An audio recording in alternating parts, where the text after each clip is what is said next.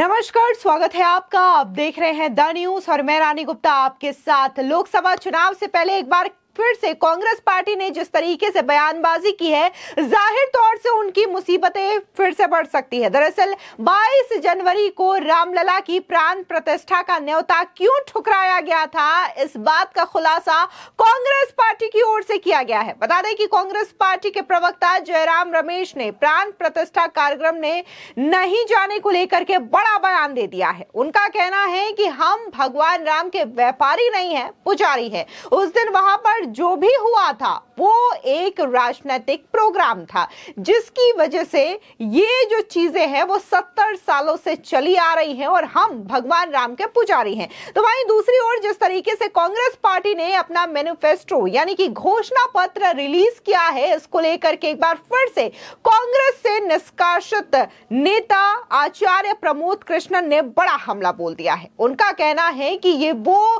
Congress party नहीं है जिसकी बुनियाद महात्मा गांधी ने रखी थी, बल्कि ये मोहम्मद अली जिन्ना की कांग्रेस पार्टी नजर आती है। इसी के साथ ही जब उनसे यह सवाल पूछा गया कि राहुल गांधी और प्रियंका गांधी को कहां से चुनाव लड़ना चाहिए, जिसके बाद उन्होंने बड़ा तीखा हमला बोलते हुए यह कहा कि उन्हें यहां से नहीं बल्कि रावलपिंडी से चुनाव लड़ना चाहिए। आपको बता दें कि कांग्रेस सांसद जयराम रमेश ने प्राण प्रतिष्ठा कार्यक्रम में न जाने को लेकर के यह कहा है कि 22 जनवरी का समारोह एक राजनीतिक समारोह था। यह प्रोजेक्ट 70 साल से रहा है।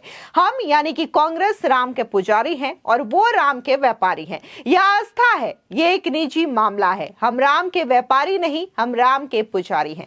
सुनिए जयराम रमेश का बयान। गलत है, मैंने इस बात का बार बार खंडन किया हूं। 22 जनवरी का समारोह राजनीतिक समारोह था, एक राजनीतिक व्यक्ति के लिए किया गया था। ये 70 साल से ये लंबा प्रोजेक्ट रहा है। हम राम के पुजारी हैं, वो राम के व्यापारी हैं। और मैं आज कह दूं, संयोग से आज मेरा जन्मदिन है। मेरे दो नाम है, जयराम उसमें राम है, दूसरा नाम रमेश उसमें भी राम है। तो हमें कोई एंटी राम नहीं कह सकता।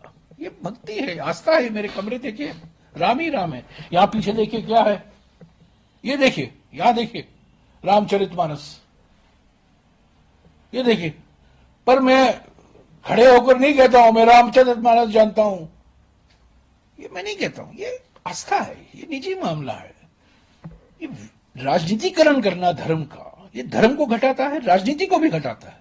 तो इसीलिए हम राम के व्यापारी नहीं हैं, हम राम के पुजारी हैं। आपको बता दें, हालांकि जिस तरीके से जयराम रमेश यहां पर यह कह रहे हैं कि हम भगवान राम के पुजारी हैं, लेकिन यहां पर गौर करने वाली बात यह है कि पिछले कई दिनों का अगर हम फेलिस्ट उठा करके देखें तो यहां पर कांग्रेस के नेता इस वजह से पार्टी छोड़ करके अलग हुए हैं या फिर उन्होंने पार्टी लाइन से इतर बयानबाजी की है, क्योंकि कांग्रेस आला कमान ने राम मंदिर प्राण प्रतिष्ठा का न्योता ठुकरा दिया गया था, जिसके बाद तमाम लोगों का यही कहना रहा जिन्होंने कांग्रेस पार्टी छोड़ी है उनका कि जब कोई राम का नहीं हो सकता तो वो किसी काम का नहीं हो सकता, जिसकी वजह से कई सारे दिग्गज नेताओं ने कांग्रेस के खिलाफ नाराजगी जाहिर करते हुए पार्टी से इस्तीफा दे दिया या फिर पार्टी लाइन से इतर बयानबाजी करने की वजह से उन्हें पार्टी से ही निष्कासित कर दिया गया। अब कांग्रेस के पूर्व नेता और कल्की धाम पीठाधीश्वर आचार्य प्रमोद कृष्णन ने एक बार फिर से कांग्रेस पार्टी के घोषणा पत्र को लेकर जोरदार हमला बोला है। उन्होंने कांग्रेस के घोषणा पत्र को जिन्ना का घोषणा पत्र बताया और कहा कि पता नहीं कांग्रेस को क्या हो गया है, ये महात्मा गांधी की कांग्रेस लगती ही नहीं, ये देश के लिए बेहद दुर्भाग्यपूर्ण है। सुनिए आचार्य प्रमोद कृष्णन का बयान। कांग्रेस का घोषणा पत्र देखकर ऐसा लगता है कि महात्मा गांधी की कांग्रेस नहीं है। ये महात्मा गांधी की कांग्रेस नहीं है, ये मोहम्मद अली जिन्ना की कांग्रेस हो गई है। और ये जो मैनिफेस्टो है, ये मल्लिकार्जुन खड़गे का मैनिफेस्टो नहीं लगता, ये मोहम्मद अली जिन्ना का मैनिफेस्टो लगता है। पता नहीं क्या हो गया कांग्रेस को, न नीति बची है, न नीयत बची है, न नेता बचा है। Most unfortunate for this country, most unfortunate. Sir, Rahul Gandhi के लिए अब कहा गया है कि अब वो दूसरी जगह से वो चुनाव लड़ेंगे जहाँ से उनकी पूरी सियासत चलती थी यहाँ से अभी तक, लेकिन नाम उन लोगों ने ओपन नहीं किया गया है कि राहुल गांधी को या प्रियंका गांधी को वहाँ से खड़ा किया जाएगा। उन्हें रावलपिंडी से चुनाव लड़ना चाहिए। आपको बता दें कि कांग्रेस के घोषणा पत्र पर पूर्व कांग्रेस नेता आचार्य प्रमोद कृष्णम ने कहा कि कांग्रेस का घोषणा पत्र देखकर ऐसा लगता है कि ये महात्मा गांधी की कांग्रेस नहीं, मोहम्मद अली जिन्ना की कांग्रेस है। और ये जो कांग्रेस का घोषणा पत्र है वो मल्लिकार्जुन खड़गे का घोषणा पत्र नहीं बल्कि जिन्ना का घोषणा पत्र लगता है।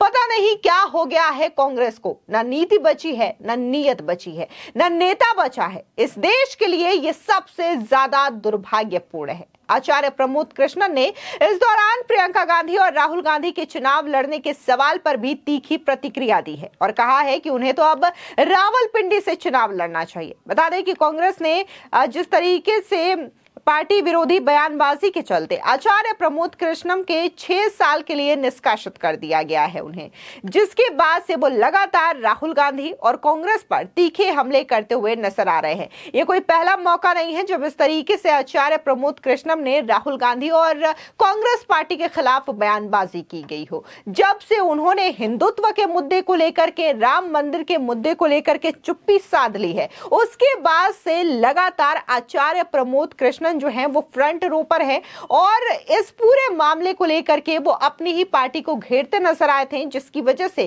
कांग्रेस पार्टी ने उन्हें निष्कासित कर दिया। उन्होंने कांग्रेस की बर्बादी की वजह राहुल गांधी को बताया और यहां तक कि कांग्रेस बार बार भगवान राम का अपमान कर रही है, जिसका खामियाजा उन्हें भुगतना पड़ रहा है। बता दें कि इससे पहले प्रधानमंत्री नरेंद्र मोदी ने कांग्रेस के मैनिफेस्टो को लेकर के सहारनपुर की रैली में निशाना साधा था। उन्होंने कहा था कि कांग्रेस जिसने आजादी की लड़ाई लड़ी वो दशकों पहले खत्म हो चुकी है। अभी जो कांग्रेस बची है उसके पास ना तो ऐसी नीति है जो देश हित में है और ना ही राष्ट्र निर्माण का विजन है। पीएम ने कहा कि कांग्रेस के घोषणा पत्र वही सोच झलकती है जो आजादी के आंदोलन के समय मुस्लिम लीग में झलकती थी। बता दें कि कांग्रेस पार्टी ने बीते शुक्रवार यानी कि 5 अप्रैल को लोकसभा चुनाव 2024 के लिए अपना घोषणा पत्र जारी किया था। इस घोषणा पत्र को न्याय पत्र का नाम दिया गया है, जो कि 5 न्याय और 25 गारंटी पर आधारित है। और इस मैनिफेस्टो में एक तरफ जहां कांग्रेस इस बात का दावा कर रही है कि अगर जनता उन्हें मौका देती है तो वो बिना किसी भेदभाव किए सभी नागरिकों के हक, धार्मिक स्वतंत्रता और संघवाद की रक्षा करेगी, तो वहीं दूसरी ओर भारतीय जनता पार्टी को कांग्रेस के इस घोषणा पत्र में मुस्लिम लीग की छाप नजर आ रही है। बता दें कि प्रधानमंत्री मोदी की इस टिप्पणी पर कांग्रेस महासचिव व संचार विभाग के प्रमुख जयराम रमेश ने भी पलटवार किया। उन्होंने कहा कि लगता है देश के पीएम को इतिहास नहीं पता। वो कोई और नहीं बल्कि जनसंघ के संस्थापक श्यामा प्रसाद मुखर्जी थे, जो कि 1940 के दशक की शुरुआत में मुस्लिम लीग के साथ बंगाल में गठबंधन सरकार का हिस्सा थे। उन्होंने आगे कांग्रेस नहीं बल्कि भारतीय जनता पार्टी विभाजन की राजनीति में विश्वास करती है और ऐसा करती आई है, ये अब कांग्रेस पार्टी का कहना है। आपको बता दें जिस तरीके से कांग्रेस पार्टी ने अपना मैनिफेस्टो रिलीज किया है उसमें एक समुदाय को लेकर के, एक धर्म विशेष को लेकर के यहाँ पर कई सारी छूट देते हुए नजर आ रहे हैं। उनका कहना है कि अगर कांग्रेस की सत्ता केंद्र में आती है तो वो इन धर्म विशेष को लेकर के कई तरीके की सहूलियतें देंगे। इसी के साथ ही आर्टिकल 370 को लेकर के एक बार फिर से विवाद शुरू हो गया है, क्योंकि उनका कहना है कि अगर वो आते हैं तो कश्मीर को एक बार फिर से विशेष राज्य का दर्जा दिया जाएगा। फिलहाल इस पूरे मामले को लेकर के आपकी क्या राय है, हमारे कमेंट सेक्शन में जरूर बताएं। धन्यवाद।